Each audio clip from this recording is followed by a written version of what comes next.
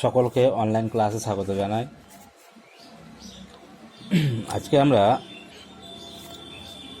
পরিবেশ ও বিজ্ঞান বিষয়ের অষ্টম শ্রেণীর যে অধ্যায়টি আমরা শুরু করেছিলাম, অর্থাৎ আমরা পদার্থের ধর্ম নিয়ে আমরা কি করেছিলাম, আমরা সেই অধ্যায়টি আমরা শুরু করেছিলাম এবং এই অধ্যায়ে কিছু ক্লাস এর আগেও আমাদের হয়েছে এবং সেখানে আমরা পদার্থের কিছু বৈশিষ্ট্য, পদার্থের অবস্থার পরিবর্তন কিভাবে করা যায়, বিভিন্ন কিছু তরল পদার্থের উদাহরণ, গ্যাসীয় পদার্থের উদাহরণ, কঠিন পদার্থের উদাহরণ, এগুলো আমরা এর আগের ক্লাসগুলোতে আমরা জেনেছিলাম। তো আমাদের চারিপাশে আমরা কি পাই, অসংখ্য আমরা কঠিন পদার্থ পেয়ে থাকি, তরল পদার্থ পেয়ে থাকি, গ্যাসীয় পদার্থ আমরা পেয়ে থাকি। কিন্তু এই যে আমাদের চারিপাশে যত ধরনের কঠিন পদার্থ রয়েছে, সমস্ত কঠিন পদার্থের ধর্ম কিন্তু এক নয়, বা সবাই দেখতেও হয়তো দেখতে আলাদা হতে পারে, তাদের গঠন আলাদা হতে পারে। তো এক কথা কি না, তাদের যে ধর্ম রয়েছে, কঠিন পদার্থগুলোর ধর্ম কিন্তু কি রয়েছে, তাদের আলাদা রয়েছে। একইভাবে অনেক তরল পদার্থ আমরা চারিপাশে দেখতে পাই এবং প্রত্যেকটা তরল পদার্থের ক্ষেত্রেও কি তাদের নিজস্ব নিজস্ব কিছু রয়েছে, ধর্ম রয়েছে এবং তারা কি ধর্মগুলো কি সবার প্রত্যেকের ক্ষেত্রে একটা নিজস্ব বা স্বতন্ত্র ধর্ম দেখা যায়। গ্যাসীয় পদার্থের ক্ষেত্রেও ঠিক তাই। তো তাহলে কি দেখলাম না, প্রত্যেক যে পদার্থ রয়েছে তাদের কি রয়েছে, নিজস্ব কিছু এদের বিশেষ কিছু বৈশিষ্ট্য বা কিছু গুণ এদের মধ্যে কি রয়েছে, বর্তমান রয়েছে। যার সাহায্যে আমরা কি করি না, একটা পদার্থকে আমরা অন্য একটা পদার্থ থেকে এটাকে আমরা কি করতে পারি, আলাদা করে সেটাকে আমরা চিনতে পারি। তো পদার্থের এই যে সব গুণ বা বৈশিষ্ট্য রয়েছে, যার সাহায্যে আমরা পদার্থগুলোকে আলাদা করে চিনতে পারি, তাদের শনাক্ত করতে পারি। তো পদার্থের এই গুণ বা বৈশিষ্ট্যগুলোকে বলা হয়ে থাকে কি, পদার্থের ধর্ম। তো পদার্থের যে ধর্মগুলো রয়েছে, মূলত যে পদার্থের ধর্মগুলোকে মূলত দুটো ভাগে ভাগ করা হয়।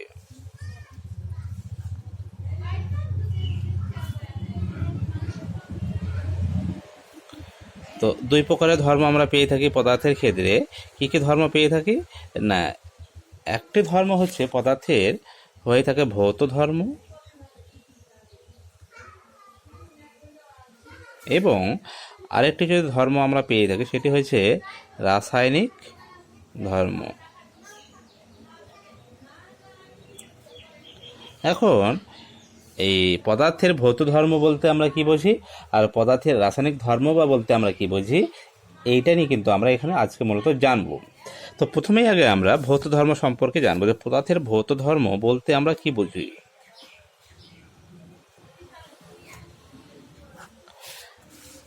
ভৌত ধর্ম অর্থাৎ কি, যেটাকে আমরা বলে থাকি ফিজিক্যাল ক্যারেক্টারিস্টিক। তো এই ভৌত ধর্ম বা পদার্থের ক্ষেত্রে কোন ধর্মটাকে আমরা স্পেশালি কি বলবো, ভৌত ধর্ম আমরা বলতে পারি। তো পদার্থের কিছু বিশেষ বৈশিষ্ট্য বা এমন কিছু গুণ থাকে, যেমন ধরো তাদের অবস্থার যদি কথা বলি, তো পদার্থ যেমন কঠিন অবস্থায় থাকতে পারে, পদার্থ তরল অবস্থায় থাকতে পারে, পদার্থ গ্যাসীয় অবস্থাতেও থাকতে পারে। তাহলে তাদের তারা কোন অবস্থায় রয়েছে, যে অবস্থা রয়েছে সেটা হচ্ছে তার ভৌত অবস্থা। সেটা কঠিন রূপে থাকতে পারে, তরল রূপেও থাকতে পারে, সেটা গ্যাসীয় রূপেও থাকতে পারে। তাহলে পদার্থের এই যে ভৌত অবস্থা বলো, বা পদার্থের বর্ণ, অর্থাৎ তাদের কি রং, দেখতে কোন বর্ণের হয়ে থাকে, কোন রঙের হয়ে থাকে পদার্থটি, ঠিক আছে। বিভিন্ন কঠিন পদার্থ বলো বা তরল পদার্থ বলো, তাদের কি দেখা যায়, বিশেষ বিশেষ বর্ণ দেখা যায়। তো এই ধরনের কোন পদার্থের কি কি বর্ণ রয়েছে। আবার বেশ কিছু পদার্থ রয়েছে যাদের আবার কি রয়েছে, গন্ধ, বিশেষ একটা গন্ধ রয়েছে। অনেক সময় পদার্থের যে যে স্ট্রাকচার বা যে গঠন রয়েছে, বা তাদের যে বাহ্যিক যে আবরণগুলো রয়েছে, সেগুলো কি অনেকটা ভিন্ন ভিন্ন পদার্থের ক্ষেত্রে কী হয়ে থাকে, ভিন্ন হয়ে থাকে। তো যেগুলোকে আমরা কি করতে পারি না, স্পর্শ দ্বারা সেগুলোকে আমরা শনাক্ত করতে পারি। তাহলে এইভাবে পদার্থের ভৌত অবস্থা দেখে, তার বর্ণ, তার গন্ধ, তার স্পর্শ, তাকে স্পর্শ করে তার গলনাঙ্ক, তার স্ফুটনাঙ্ক, এগুলো তো আমাদের আলোচনা হয়েছিল। তো চুম্বক ধর্ম সম্পর্কেও জানো। তো তাদের চুম্বক ধর্ম, তাদের দ্রাব্যতা, এই যে রয়েছে এই ধরনের যে গুণ বা বৈশিষ্ট্যগুলো রয়েছে, এদের ভিত্তিতে যখন কি করা যায় না, কোনো একটি পদার্থের ক্ষেত্রে শুধু তার বাহ্যিক অবস্থা এবং প্রকৃতির পরিচয় পাওয়া যায়। কিন্তু পদার্থের যে অভ্যন্তরীণ যে গঠন বা অণুর যে গঠন, সেই অণুর গঠনের কিন্তু কোনো পরিচয় পাওয়া যায় না। তাহলে যে বৈশিষ্ট্য বা গুণ দ্বারা আমরা এই পদার্থের কেবলমাত্র তার বাহ্যিক অবস্থায় এবং প্রকৃতির পরিচয় পাই, কিন্তু তার অভ্যন্তরীণ অণুর গঠনের কোনো পরিচয় পাই না। তো পদার্থের এই যে ধর্ম রয়েছে, এই ধর্মটাকে আমরা বলে থাকি মূলত ভৌত ধর্ম। এবং পদার্থ রাসায়নিক বিক্রিয়ায় অংশ করবে না রাসায়নিক বিক্রিয়ায় অংশগ্রহণ করবে না, তা কিন্তু পদার্থের ভৌত ধর্ম দিয়ে কিন্তু আমরা কখনোই সেটাকে বলতে পারবো না। তাহলে এই ধরনের বৈশিষ্ট্য বা গুণকেই আমরা বলে থাকবো কি, কোনো একটি পদার্থের ক্ষেত্রে আমরা বলে থাকবো তার ভৌত ধর্ম। তার মানে এক কথায় ভৌত ধর্ম বলতে যদি সহজভাবে বুঝি, তা ভৌত ধর্ম কি, একটা পদার্থকে বাহ্যিকভাবে দেখা, অর্থাৎ বাহ্যিকভাবে তার বর্ণের দ্বারা তাকে আমরা বুঝতে পারবো, তাকে স্পর্শ করে বুঝতে পারবো, তার গন্ধ শুকে আমরা বুঝতে পারবো, ঠিক তার কিংবা যেমন ধরো তার গলনাঙ্ক যদি আমরা মেপে দেখি বা স্ফুটনাঙ্ক যদি মেপে দেখি, তাই তো। তাহলে এক কথায় পদার্থের অভ্যন্তরীণ অণুর গঠনের কোনো ধারণা না পেয়ে কেবলমাত্র আমরা তার বাহ্যিক অবস্থা এবং প্রকৃতির যে ধারণাটা আমরা পাই, যে বৈশিষ্ট্য বা গুণের জন্য পেয়ে থাকি, এক কথায় পদার্থের সেই ধর্মকে বা সেই বৈশিষ্ট্য বা গুণকে আমরা বলে থাকবো পদার্থের ভৌত ধর্ম। আচ্ছা, এরপরে আসছি আমরা পদার্থের রাসায়নিক ধর্ম।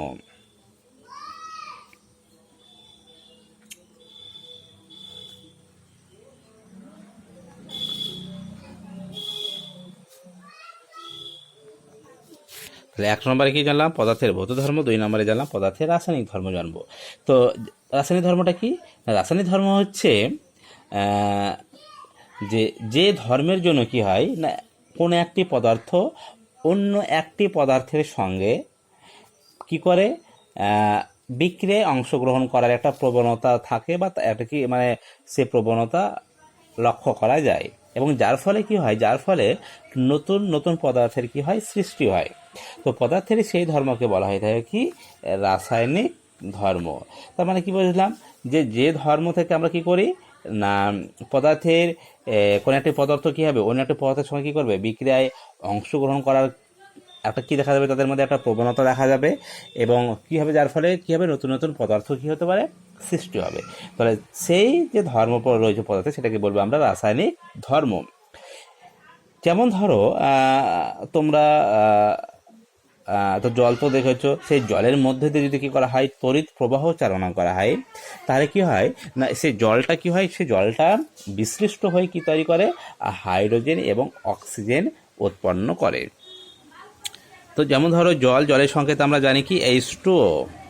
তাহলে এই যে জল, আমরা যদি জলের মধ্যে দিয়ে যদি তড়িৎ প্রবাহ চালনা করি, অর্থাৎ এক কথায় যেটাকে বলা হয় থাকে তড়িৎ বিশ্লেষণ, তো যেটা তোমরা আরও উঁচু ক্লাসে উঠবে তখন কী হবে, তড়িৎ বিশ্লেষণ সম্পর্কে তখন ভালোভাবে বুঝতে পারবে। বিশেষ করে তোমাদের ক্লাস 10-এ তোমাদের তড়িৎ বিশ্লেষণ নিয়ে সেখানে একটি অধ্যায় রয়েছে, সেখানে তোমরা ভালোভাবে বুঝতে পারবে।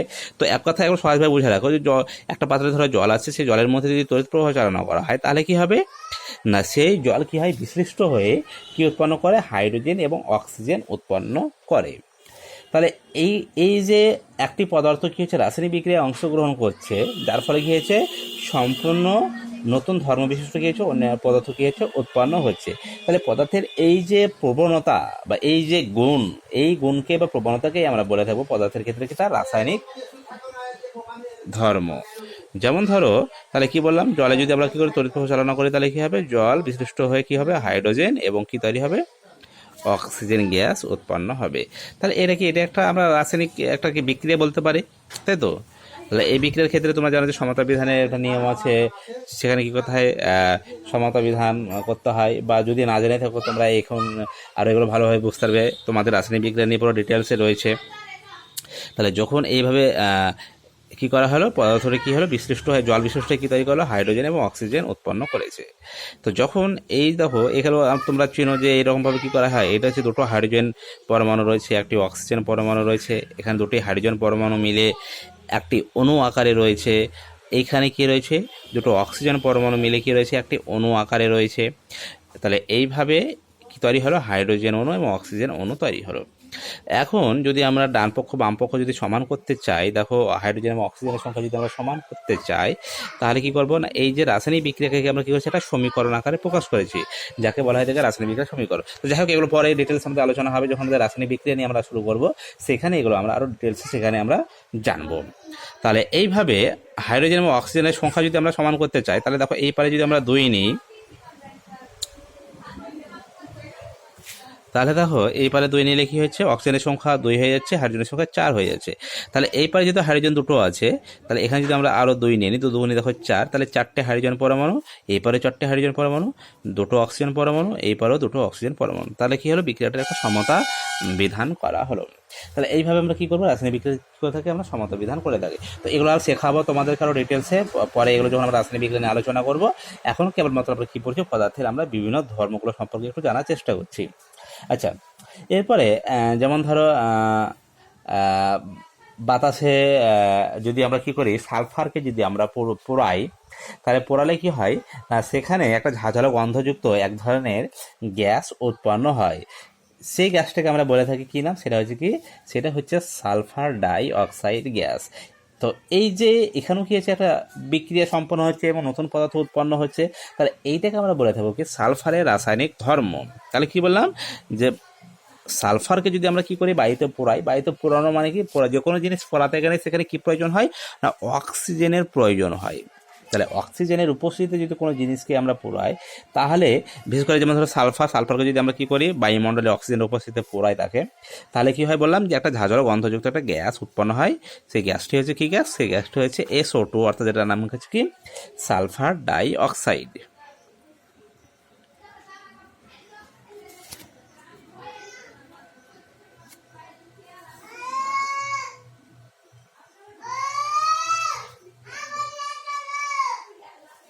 Sulphur die oxide. আচ্ছা আচ্ছা, এরপরে আমরা যেমন ধরো এবার আমরা কি করব না, বিভিন্ন পদার্থের যে মানে ভৌত ধর্মগুলো রয়েছে, সে ভৌত ধর্মের সাহায্যে আমরা একটা কোনো পদার্থকে আমরা শনাক্ত করার চেষ্টা করব। যেমন ধরো 3টে ধরো এরকম পাত্র রাখা আছে,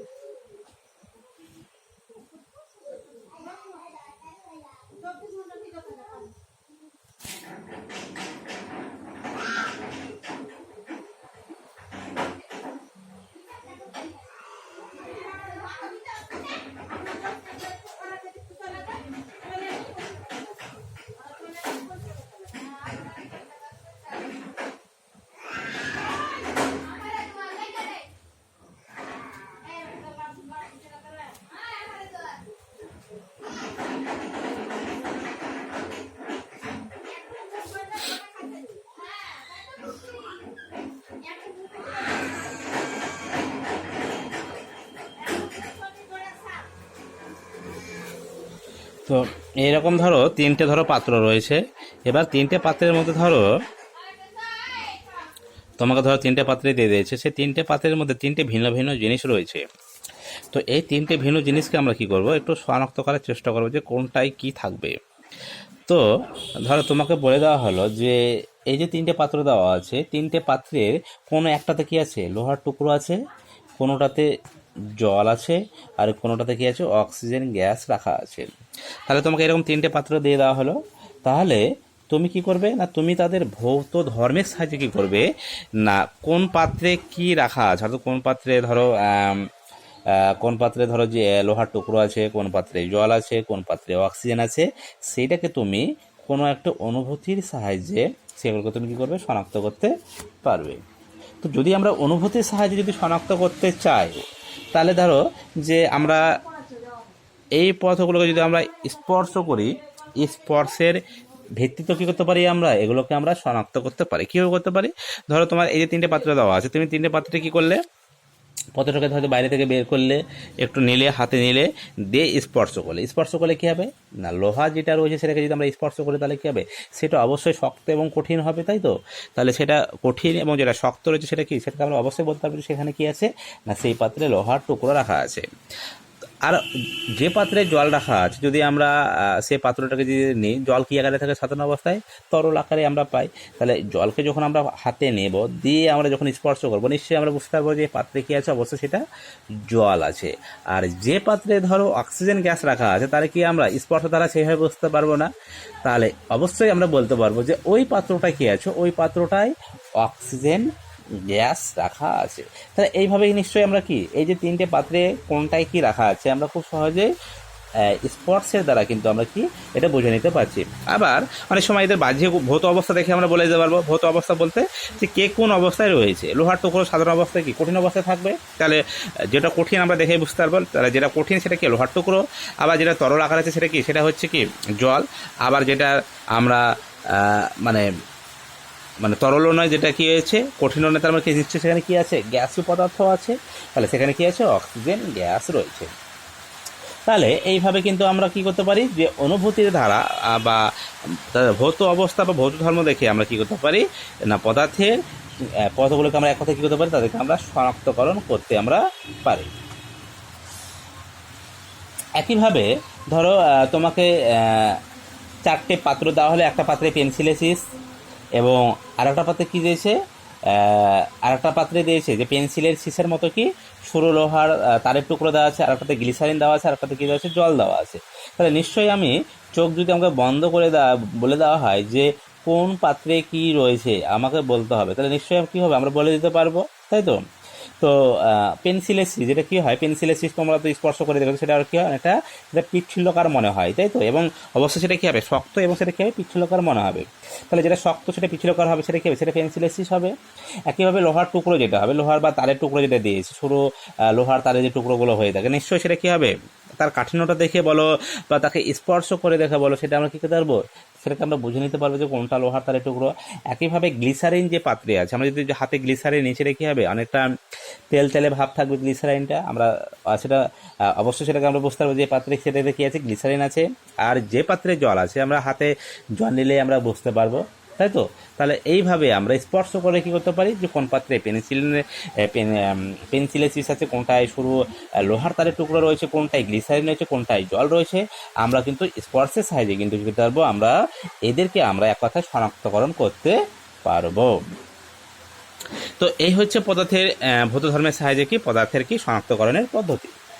তো এরপরে আমরা নেক্সট ক্লাসে আরও অনেক আমাদের জিনিস জানার আছে। আমরা রাসায়নিক ধর্ম নিয়ে পদার্থের আমরা আলোচনা করব, সেখানে রাসায়নিক বিক্রিয়া পড়বো, রাসায়নিক বিক্রিয়ার সমতা বিধান কী করে করতে হয় সেগুলো আমরা ডিটেলসে জানবো। তো আজকে ক্লাসটা এই পর্যন্তই থাক।